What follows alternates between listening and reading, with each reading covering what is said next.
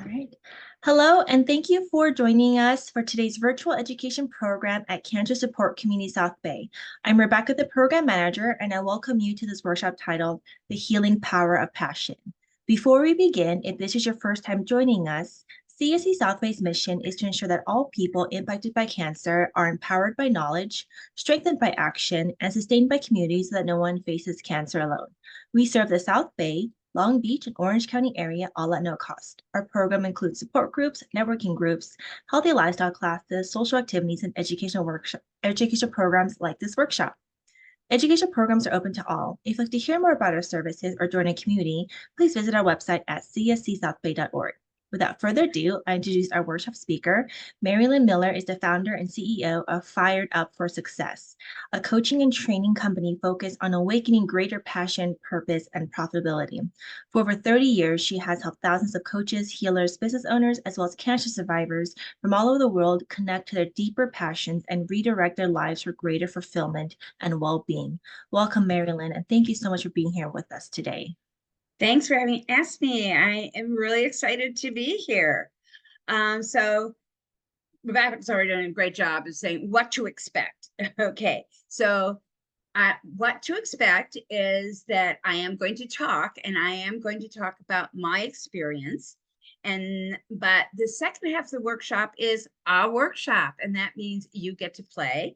And actually, you're going to get to play all along. I am going to ask for feedback. I would love it. The chat is open from this moment on. If you have comments, if you have questions, I may not address them right away, but we will get to them. And so anyway, I also recommend that you have access to a pen and paper, because I am going to ask you to do a couple of things that will involve maybe a little bit of minor note taking. So it won't be major. You don't have to have more than one piece of paper. Okay, so let me share my screen here. All right. We are going to talk about the healing power of passion. So when I say the word passion, I mean, there's a bunch of you here, so something may be attracting you to it. What does it mean to you? What does the word conjure up? What kind of feeling does it get? So that's something you can put right away into the chat about how, what does it mean? I mean, most people, when they think of passion, they think of, wild love affairs, and that's certainly very appropriate. However, you have passions about a lot of things in life, or not as many as you would like. But anyway, let me look in the chat and see specifically what. Oh, the chat goes away. I see how this works. Where does it go? There we go. Okay. A calling to do something, Karen says. Something that brings delight. Oh, I love that word, delight. Excitement. Yes, stirs my heart. You guys are good. You've already taken the class. Okay. So I am going to quote, the great Oprah. Passion is energy. Feel the power that comes from focusing on what excites you. Passion is energy, and I believe it is an energy that can heal, because that is part of my story that I am going to share with you, because I see passion for myself as the life force, and I think it's way more important than we give it credit for. And so I'm going to tell you a little bit about my story and what happened to me in my process. So I was born in the Midwest. I don't know, are there any Midwesterners here? I I had what I called I don't multitasking is always interesting. Okay, there we go.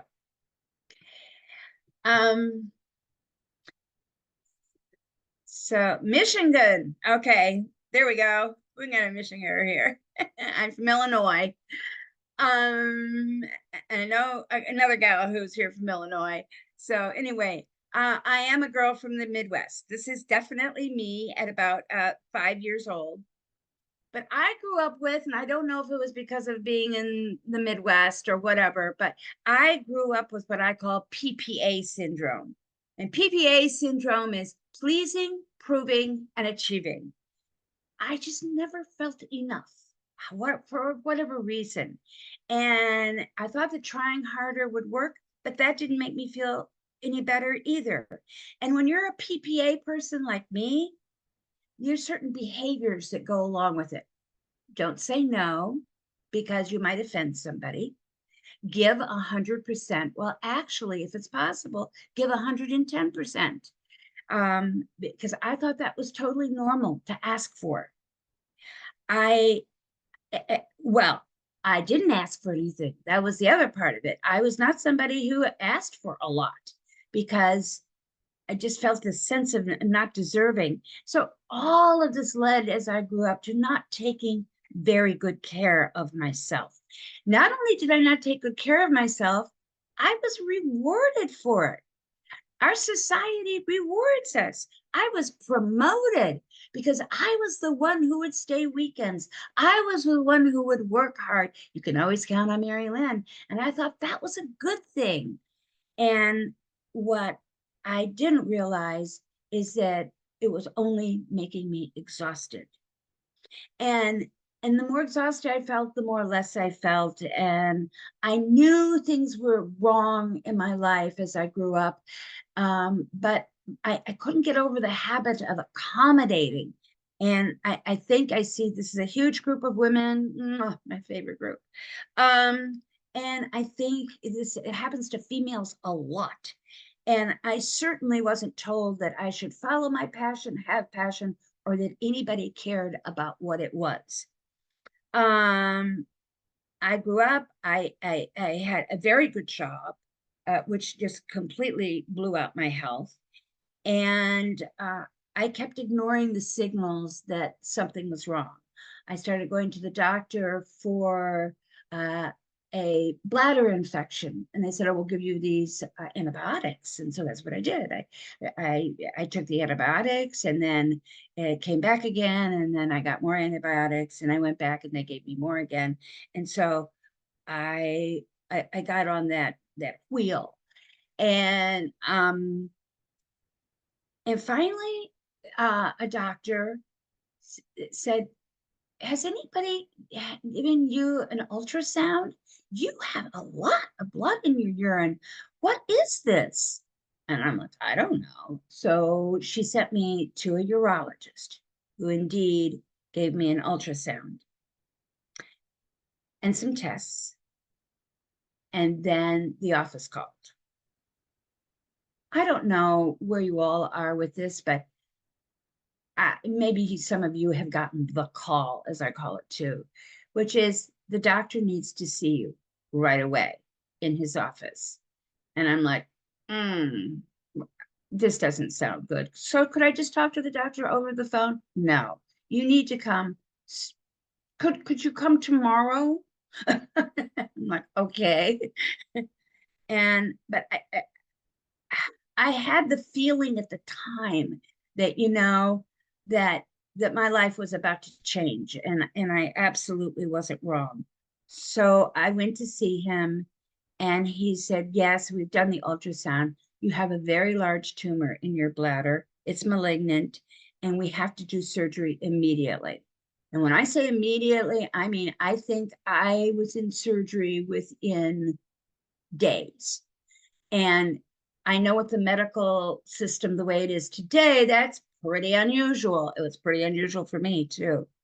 So um, when all was said and done, when they got through with the surgery, the doctor went to my family, my parents and my husband were there, and told them that they had removed the second largest tumor they'd ever removed from a bladder in the history of that hospital, that he was not excited about the prognosis, that they were doing the best they could, doctor talk.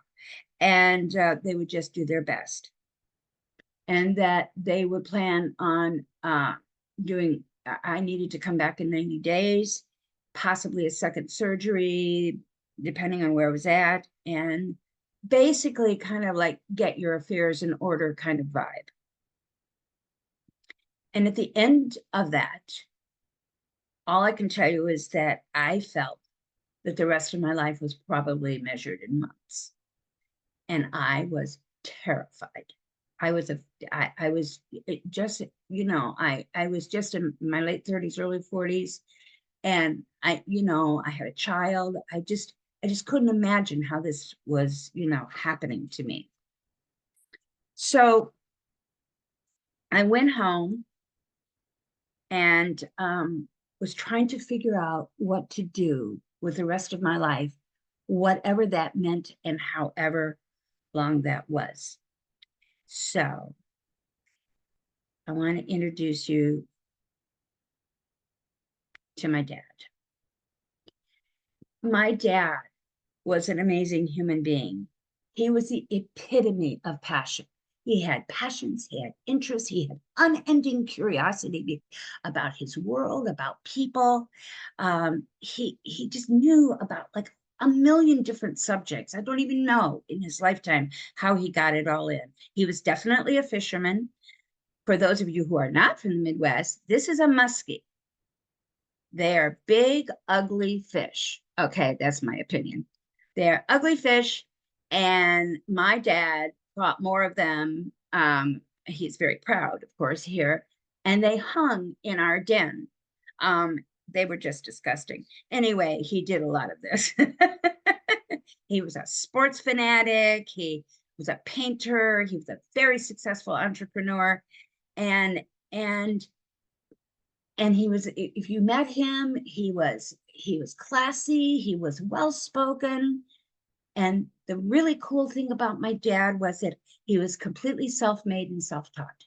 My dad never made it out of high school, and you would have never known it to meet him. He was educated in every single way, and he survived 2 cancers. So his philosophy was that I have adopted, sorry, and it just hit me. He's been gone for a long time. That your life has to be filled with life. It sounds like such a simple thing, but I know for me that there were a lot of dead parts of my life. I was doing things that I had to do.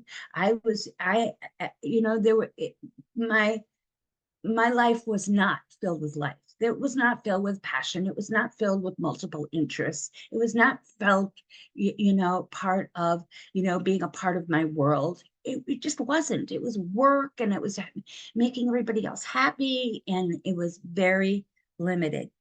And so the decision that I made at that particular juncture, primarily because of my dad, was that I was going to find out what life meant for me, and things that I could do to change today, whether or not I lived another 3 months, another 6 months, another 6 years, or whenever. And now it's been decades, but I had no way of knowing that. So that's a journey that we're going to take. It's talking a little about what life really is about. Okay. So this is where we get to share.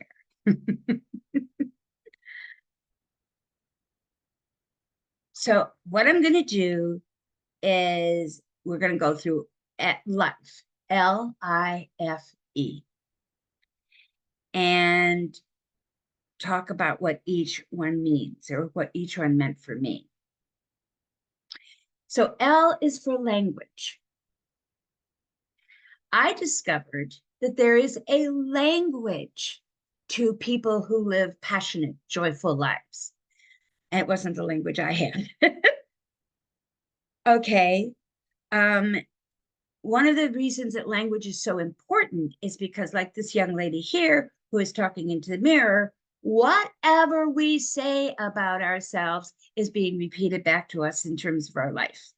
So if I say the more I say I am sad, the more the mirror makes me sad. If I say, I am ill, the more the mirror says I am ill. So I learned that I had to change how I languaged things, how I thought about things, and how I talked about things. But it started with my talking only because I wasn't well enough to really get into my thinking process. So the language, there's empowered language that makes you feel better and powerful, and there's language that makes you feel powerless. So my not so powerful language, my powerless language was have to, ought to, and should. I have to do this. You're making me. I ought to do it because somebody else wants me to do it, not because I've made a choice. I should do it. And every time I said those words, and even today, I'm aware of it, it makes me feel less than. It makes me feel trapped. It makes me feel like a victim. And the more I say it, the more I feel it. And so one of the things that a lot of people early on talked to me about is being a cancer victim. I did not want to be a victim. And I didn't want to be a victim of cancer. But because it's just the verbiage. It bothered me. So I found that empowered language was a different thing. Empowered is I choose to, I want to, I desire to, and always feeling in life that you are at choice point. Now, that doesn't mean your choices are always great. It doesn't mean it's going to make life like perfect for you. It's not about that. It's just realizing that, we all have different kinds of choices in our lives, and I get to be a part of that. So I'm going to give you a very simple thing that you're going to participate in. It's very simple. I'm going to give you a very good example of this, which is underwear. Okay, are you with me? So you come home from a long day at work, you're really tired, or you're really frustrated with something. You walk in the door and you see the laundry basket and you go, oh my God, there's those 10 days of underwear. I forgot to do my laundry last night. Okay. So, and so it's like, okay, now we're immediately in victim mode. I have to do this. It's a drag. I'm going to drag that laundry basket. I hate every minute of this. Then I can also beat myself up. Why did I do this? Why didn't I remember? Did this ever happen to anybody besides me? Thank you. So that choice point. Let's talk about the choices that you have in this particular situation. Tell me if you don't do your laundry. What are your choices? Somebody give me a choice. What's another choice? Either unmute or text it to me. Let's see. What's some choices they're getting? Okay. What is it? Somebody said something. Wear dirty underwear. Excellent choice. Okay. Wear dirty underwear. You can always do that. You can buy more. Delia's in my category. Yes. We can buy more. Go commando. That's very high on my list. Go without. That's the same.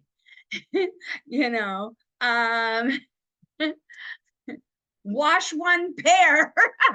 True compromise. We'll just stick it in with the dishes. Okay, I got it. So maybe after reviewing your options, it is now, what is it? I choose to do my underwear.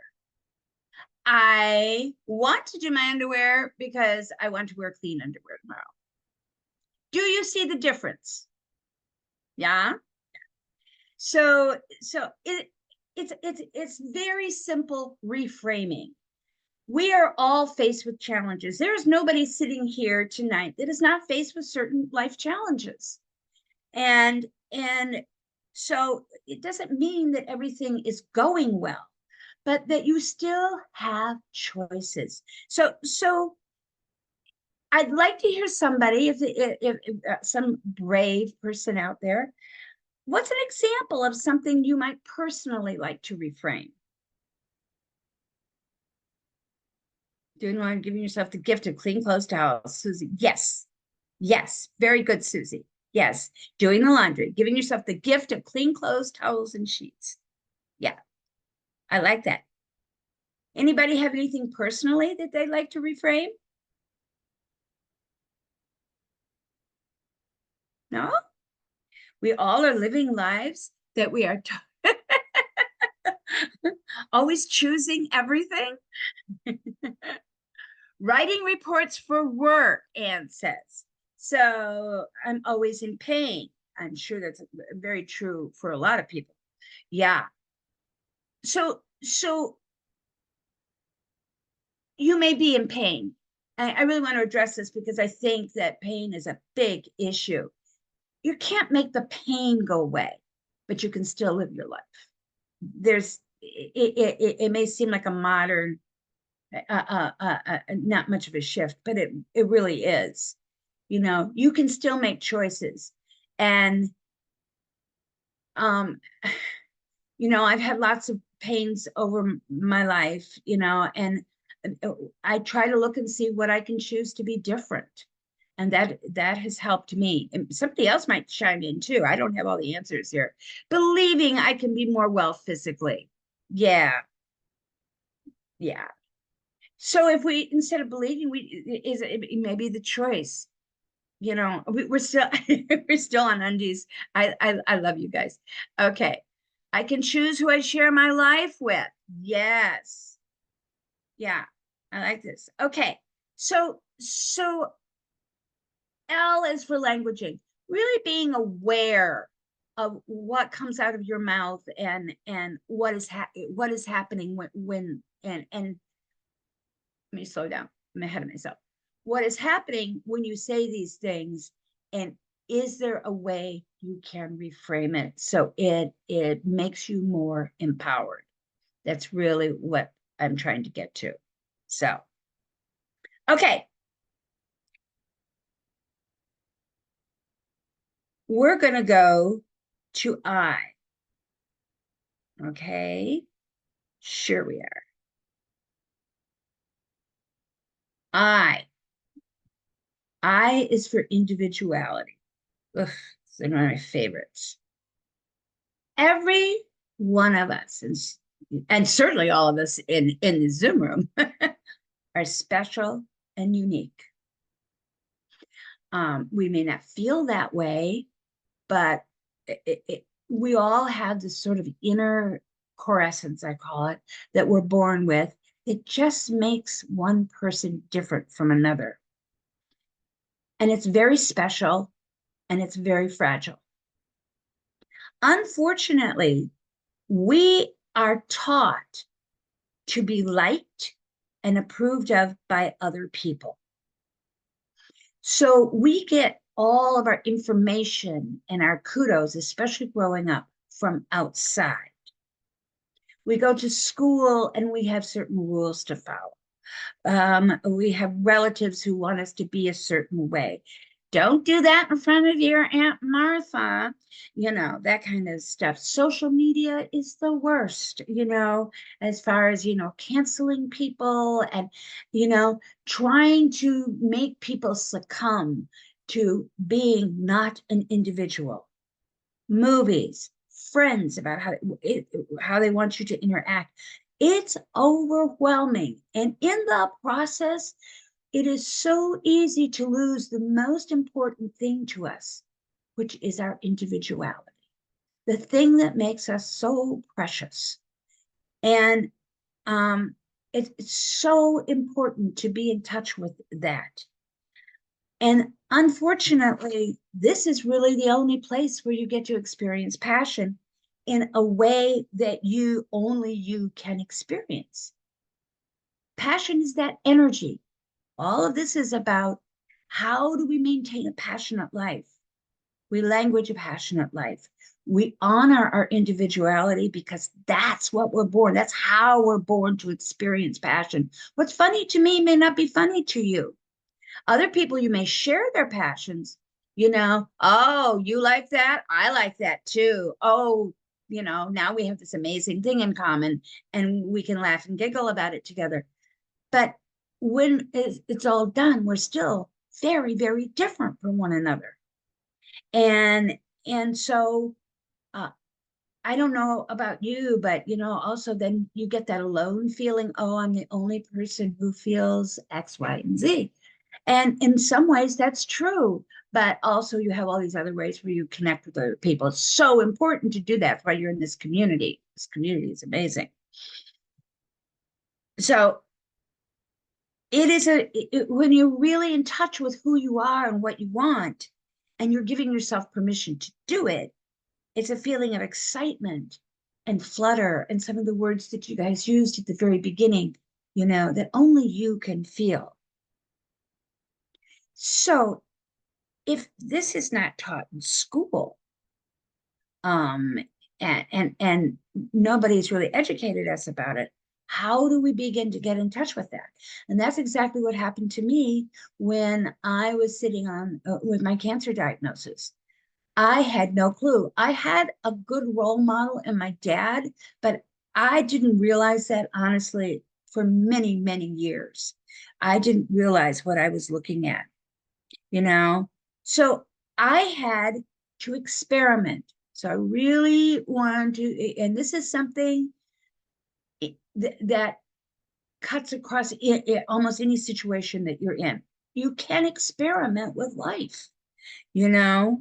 Um, I went to movies, I read some books, I took some classes, I went to the theater. I just tried things I hadn't done and that I thought that I would like. And some of it I liked and some of it I didn't. But I was willing. I had a natural, I had such a desire to be alive. And one of the things for me was I was so afraid that I would die and never having really experienced living. And I just wasn't going to let that happen if I possibly could avoid it. And so this journey for me was capturing that to the best of my ability in whatever time I had left. And oops, oh, don't do that. So sometimes I just sat in the park, and looked up at the sky. I spent time with my daughter.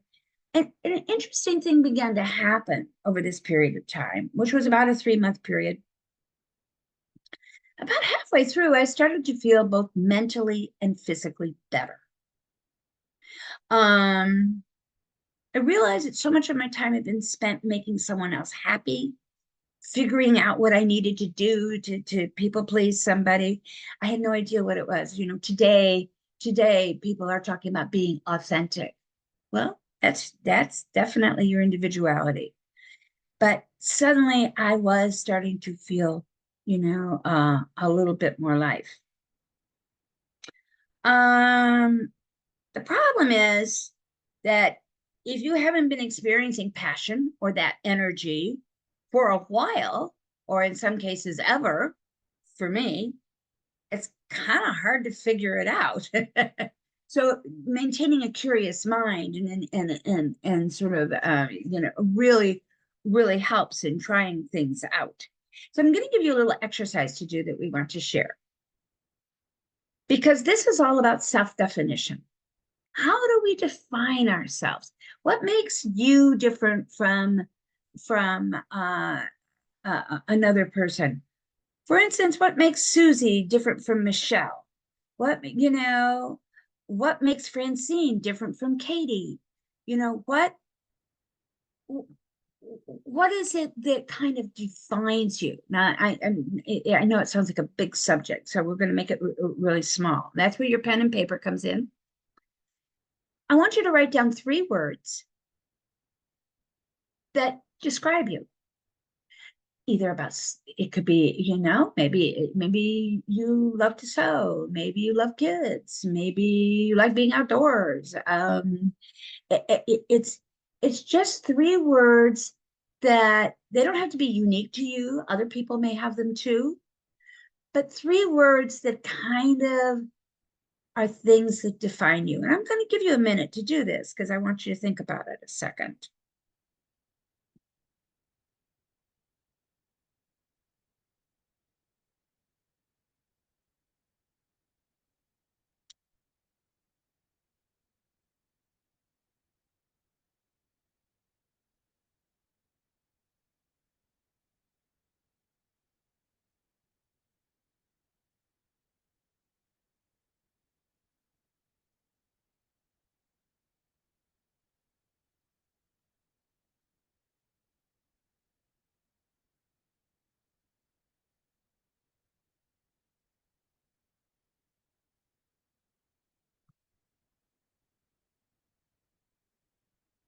Okay, I'm going to give you just about another 5 seconds here.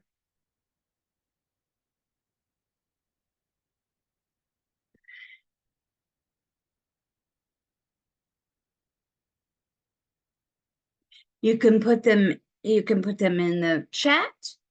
You can say it out loud, and you can unmute, say it out loud. I don't care how you do it. But so Delia has started it. She is loving, kind, and fun, as in silly and quirky. I love that. Compassionate listener. That's very nice. Warm, loving, caring. Karen. I know Karen very well, and that is her. April, fun, caring, and curious. Strong, nurturing, and patient. Oh, you guys, creative, musical. Ooh, Susie. Empathetic. Anne is a teacher, a traveler, and a listener. Why? Somebody tell me why this is important. Why am I asking you to do this?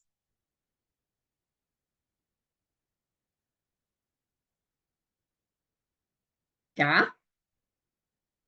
Nobody, no idea?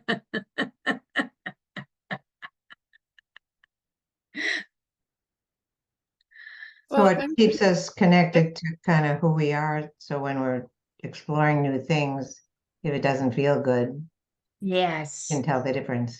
Yes. Thank you, Karen. Yeah. Yeah. It makes me feel good about living, Betty says. And Dora is responsible, serious, and honest. So yeah, it's important to really feel your individuality and to think about it from time to time. And this is just the tip of the iceberg.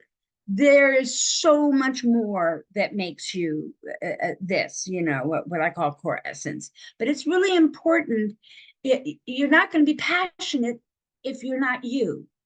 That's really the bottom line. Mm-hmm. Passion comes from being uniquely who you are and having your own unique take on things. Thanks for the participation, guys. So this is L is for language. I is for being aware of your individuality and really be starting to focus on it and learn more about it. I mean, it's something that expands all the time. And what was crossing my mind? Oh, I was thinking about the fact that I have a new part of me that has recently come up as a result of getting this year into football. My father was totally into football. I could hear it in the games in my head, but it just wasn't much to me. But the Chiefs had such a year this year, and then winning the Super Bowl and everything. I just really super got into it, and I thought, oh my God, I have found a new thing that I like after all these years of exploring all the things that I like, I found another new thing that I like. So it's a never ending process is what I'm trying to say. So yeah. Okay. The next thing I'm going to talk about, let me answer this question. Can one's core essence be replaced with being conditioned in childhood to be and react in a certain way? In my seniors, I'm not sure who my core essence is. Francine, great question. I really want to answer that because you're pretty much on the money. I think that we as children, we are programmed to be a certain way, depending on how we grew up, our environment, our education, our parents, mostly our parents, of course, but all the things that happen to us as children really set the stage for how we start to play out our lives. And then somewhere along the line, something happens. Not to all of us. It happened to me with the cancer. It might happen to other people in different ways. But we hear all the time about people who were in automobile accidents, had a shot at a second life, and just lived it in an entirely different way, not because they were trying to not be there, what they were raised as, but because they were finding themselves more and more. We hear of people in their, quote, midlife years finding themselves, seeking more depth about themselves. So I think your core essence is born with you, but I certainly wasn't living my core essence exactly when I was a kid. Now it ekes out for sure. I was always a kid who giggled a lot. Nothing has changed. That was just a core way that I react. When I get nervous, I giggle. I have to watch it when I'm presenting all the time because sometimes I giggle inappropriately, like right there. Just part of my personality. It's uniquely me. So great question, Francine. Thank you so much. So the next thing I'm going to talk about is the hardest thing for people to do, my clients to do, and it is by far the most difficult step. So I want you to be, completely prepared for that. And that is F is for fun. Whew. It's a short word and it's a big concept because we do not live in an environment which favors fun. The only way we favor fun is luxury fun. We favor fun when it comes to, I'm going to take a cruise. Oh, you're going to have so much fun. Okay. It is not like, hey, how much fun are you having today? Why would you ask me a question like that? How important is that? That's not relevant. Oh, yes, it is. Oh, yes, it is. If you're not having fun, you're not having passion. If you're not having passion, you're not having energy. And it's harder to heal from everything. So fun is a really important concept. And think about, I don't know how you all grow up. If you grew up differently, you can tell me, but a girl from the Midwest, I will tell you that when was I allowed to have fun? I was allowed to have fun when all my homework is done, when I had done all the dishes, when I had done all my responsibilities. And as I grew up, that turned into when I'd done all my work, paid all my bills, called the electric company. And if I was really, really, really, really, really good and can eke it out, I could have some fun. Does anybody relate to this? Let me see a show of hands. Oh, yes. Yes. And we wonder why we're starved for energy. We're starved for energy because we're not having any fun. That's where it all comes from. It comes from individually who we are doing things that make us have fun, So somebody tell me, what is the one thing that happens? Oh, no, I'm saying it wrong. Tell me something that describes something you do when you have fun. Come on. What if you had met a total stranger across the street? What might they be doing that would say that person's really having a fun time? Smiling Keep going. and You're on laughing. the right track. What happens after you smile? You laugh. Yes. Bingo, Susie. Laughter. Laughter is a signal something good is going on. Okay? Think about how much you laugh. You know, it's really important. It leads to curiosity, trying new things. And here's another thing, especially for people who suffer pain, who are dealing with cancer and other life-threatening diseases, is when you are laughing, you are not thinking about yourself. And sometimes that is a blessed relief. So, and you're getting energy. So fun is really, really important. I will tell you a story. I don't expect we have time. I wasn't planning to tell the story, but when I don't know if this is appropriate to tell or not, but I'm going to tell it anyway. You seem like a group that can handle it. So when my grandmother died, we all flew to Florida, my dad and me and my brother. And they were, doing a standard funeral. And we were having breakfast the morning of the funeral. And my brother comes out and says, I can't find the suit that I brought for the funeral. Nana, where did you put my suit? She said, I didn't put your suit anywhere. And she said, well, what closet did you put it in? I put it into, I put it in the closet right next to Grandpa's suit. And then it all occurred to us what was happening was that my grandfather was going to be buried in my brother's suit. And my father started laughing. I mean, it just tickled him so much. And then my brother and I remember that day so well. I don't know how long we laughed for, but we just couldn't stop. And it was the nerves and the pressure, and it let off so much stress. I felt so much better after we did that. Of course, my grandmother was like, why are you laughing? We're really miss Dad. It was just awful. But it was so much fun. So laughing's really, really important. So Norman Cousins, a lot of you, especially in the cancer community, are probably very familiar with him.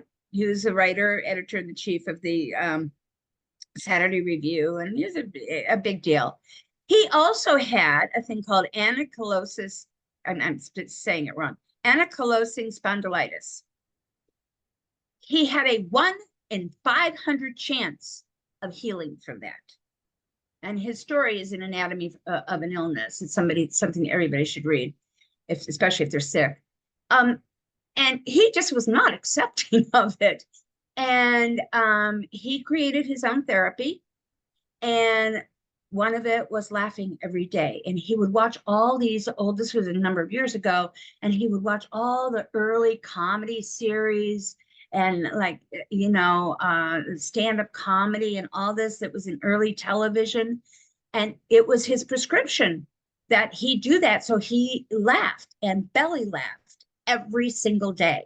And he credits it heavily to his dramatic recovery. Laughter, really, really important. So what I want you to do is I want you to write down or in the chat. Well, I want you always to do the chat so I can see what's going on. What is something that really you love to do, that makes you, engages you, gets you out of yourself, that is fun, that you would classify as really a fun thing to do? Name a couple of things. Oh, no, don't do that.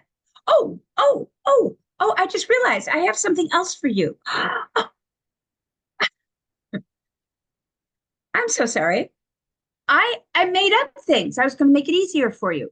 So I have 2 slides, I got this at the last minute. That's why I forgot it was here. Anyway, I made up 2 slides of fun activities because sometimes people have trouble like connecting with it. It's like, I don't know what's fun. I just, sometimes I have people who make me laugh.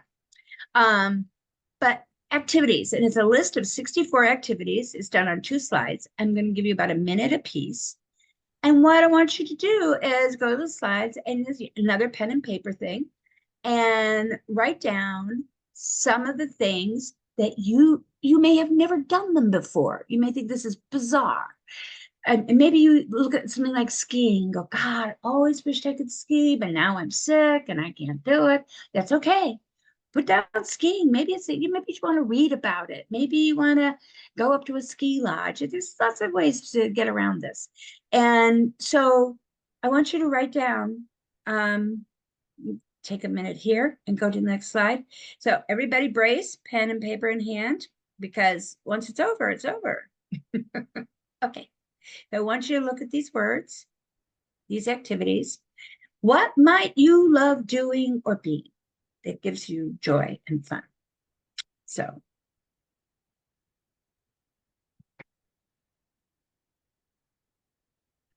just go with whatever your gut tells you.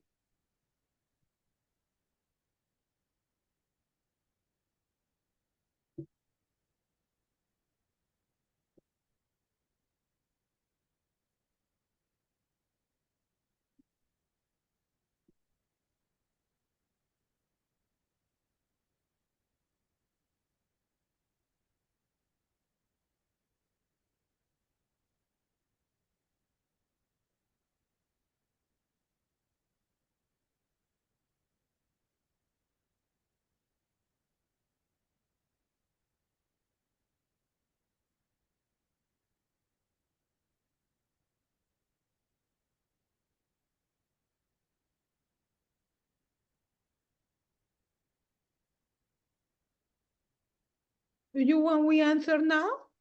Or we Yes, put it in the yeah, chat? I got another one to go. Okay, everybody's done with that one. Okay, I got one more.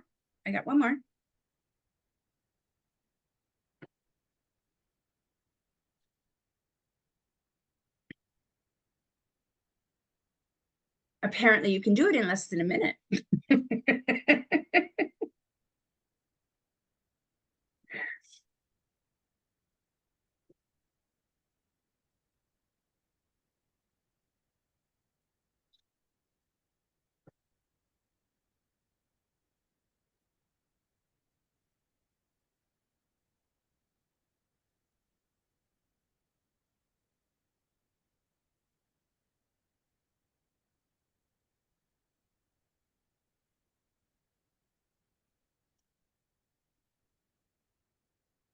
Okay, I'll give you just about 10 more seconds.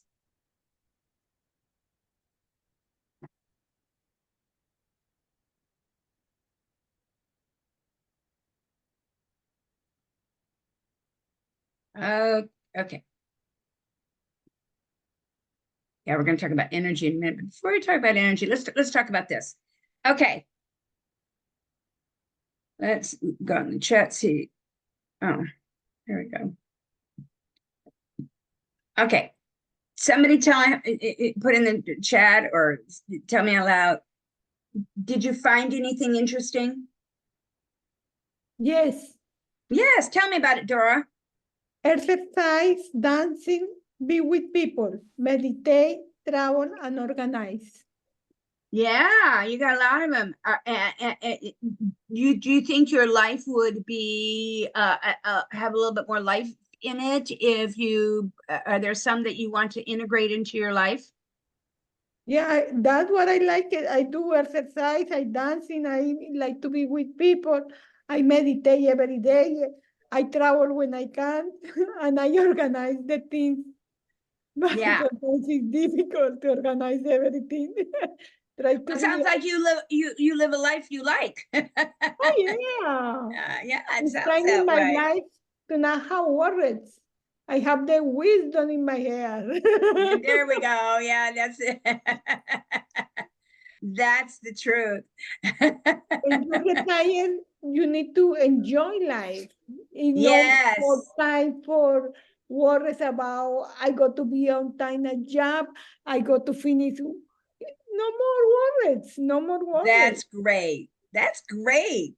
So Betty has talked about gardening. I could get lost. This is the key. I could get lost in pruning or weeding for hours, listening to the elderly life story and absorbing what they say. Their life story inspires me in many ways. Very nice. Very nice.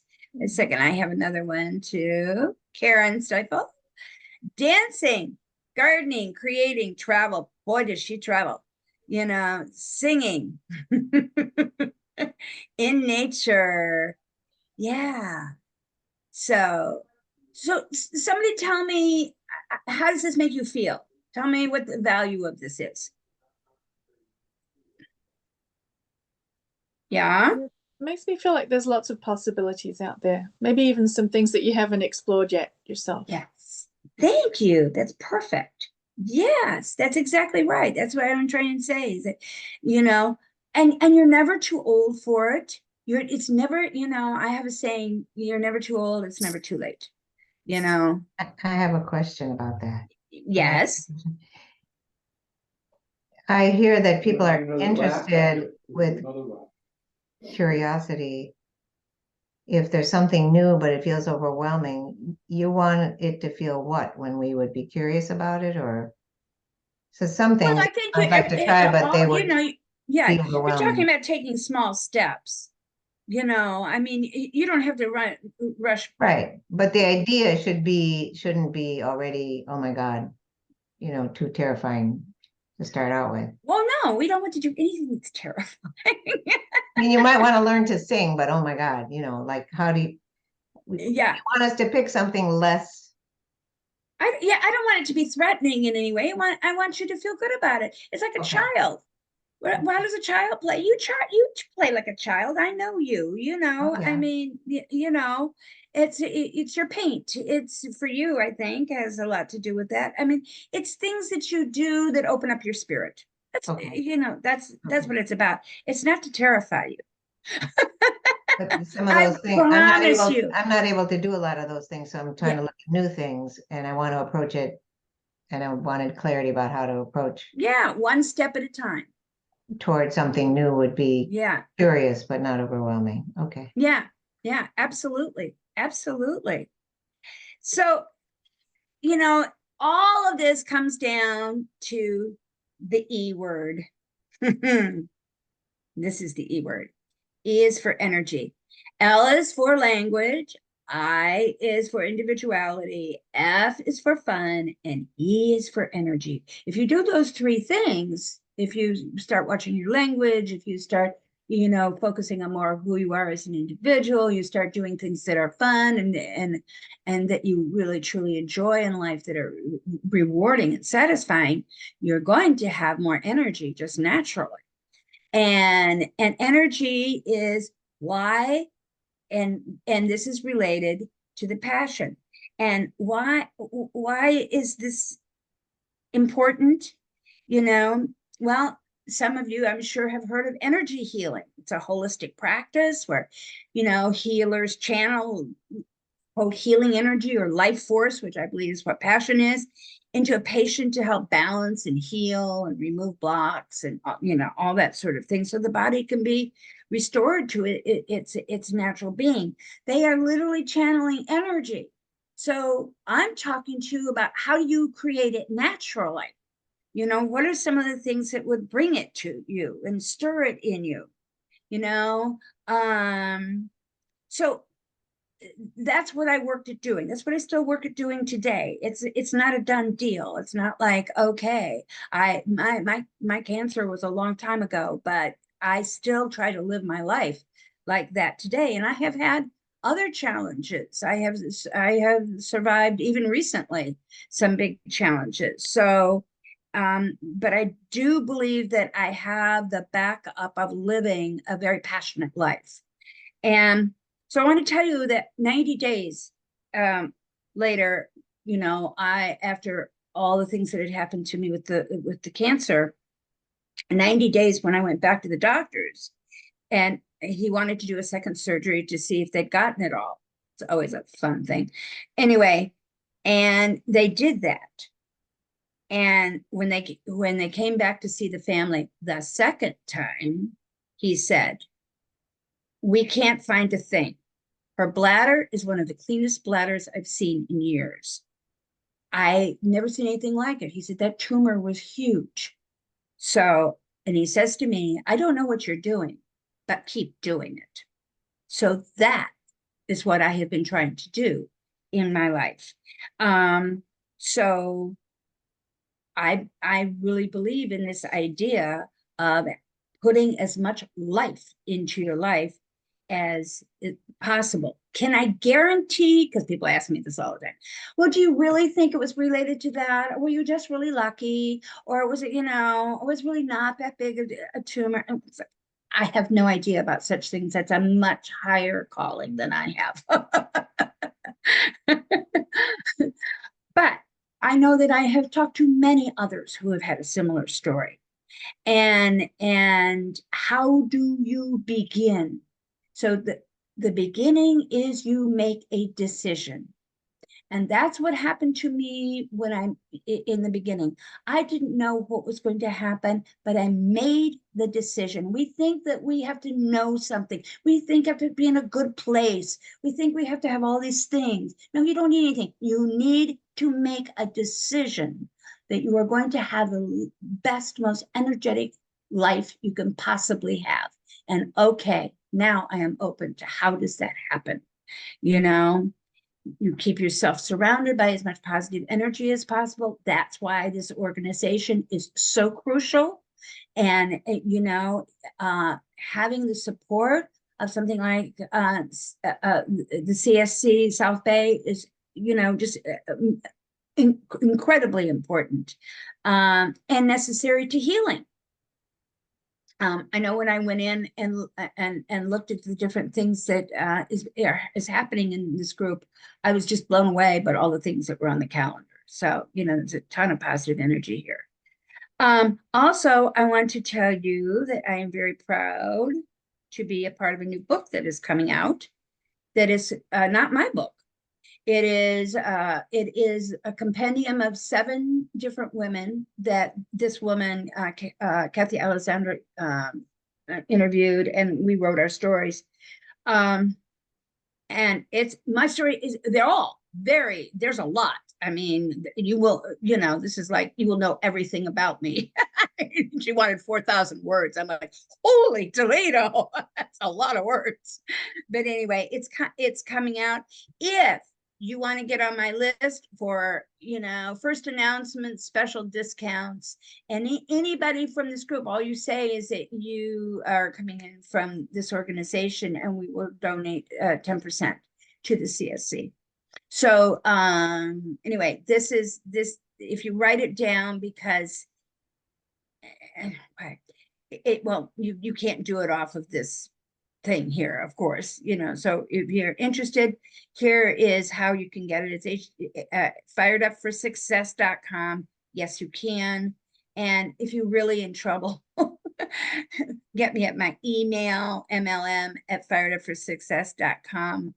Or if you end up having other questions for me, I also can be reached there. So this is my last word, then we'll do a little Q&A if you want. Just what I was saying, passion is a decision. It is not for the lucky or more talented. It is the fire. It is what's inside of us that is waiting to be ignited in every soul. And on that note, I am going to stop my share and look at all your pretty faces so that I can see you all and see if there are any questions or conversations you want to have or anything about this. I'd love to know what your response is to this. How do you feel? Well, thank you for encouraging us to consider possibilities.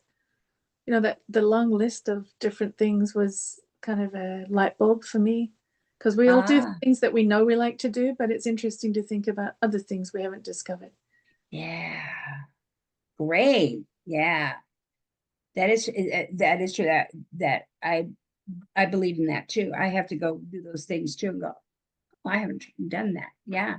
Good. Thanks, Betty. Who else?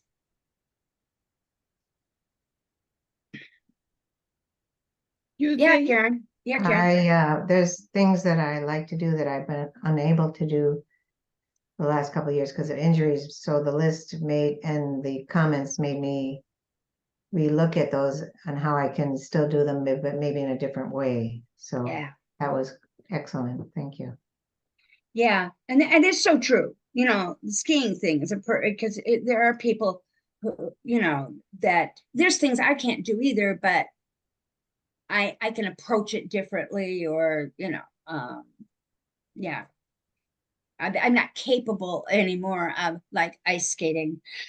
And I need to bring fun back into it. So I got to do it in a different way to bring the fun back in because it's not fun. So Yes, the fun is really, really Francine's going, crucial. yeah. Yeah, it really is. It's And you're a been fun sucked out girl, of several so, you things know, creatively. So I have to yeah, somehow, yeah, that's great. yeah.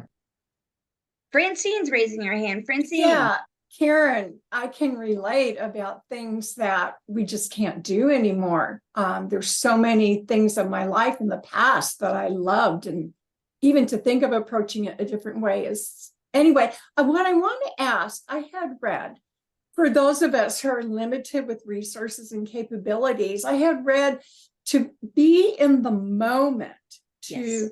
engage all of the senses in the moment is another way to experience passion. Can you comment on that? I completely agree. We need a longer workshop. Ah, No. Yes. A lot of times, and I can only go from my own experience, and anybody can comment, is that I run so far ahead sometimes. You know, I'm thinking about other things rather than being in the moment. And I'm not really getting as much joy out of something as I possibly could have if I were more engaged. Does that make sense? Francine? Is she there? have to unmute. Yes. Yeah. Like, where did you go? You were there. Yeah. Yeah.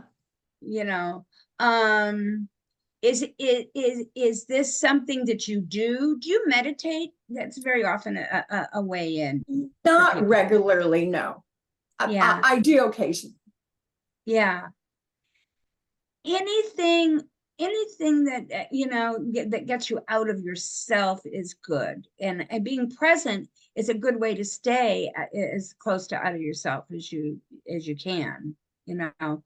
But and being in touch with your senses is, you know, it's all what's the word I'm trying to think of, it's all diverting, you know. So you know, yes, I'm a complete agreement with being present. It's hard, incidentally.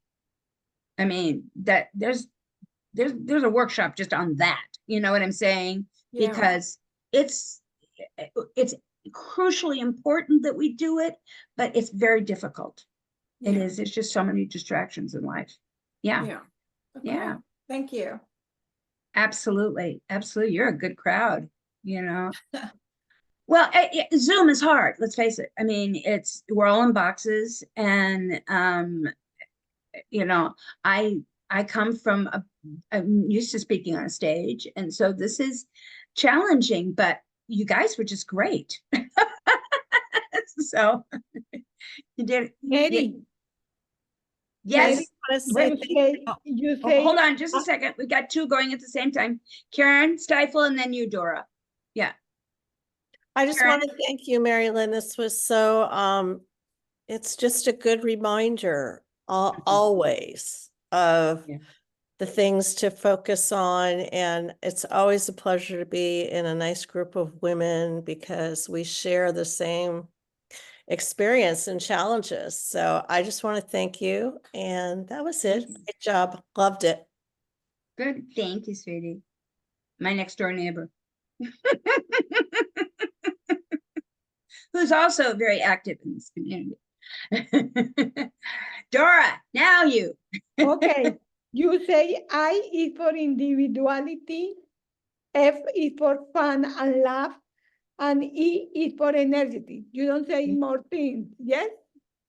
Well, it spells life. I was talking about bringing life back into life. So that spells life.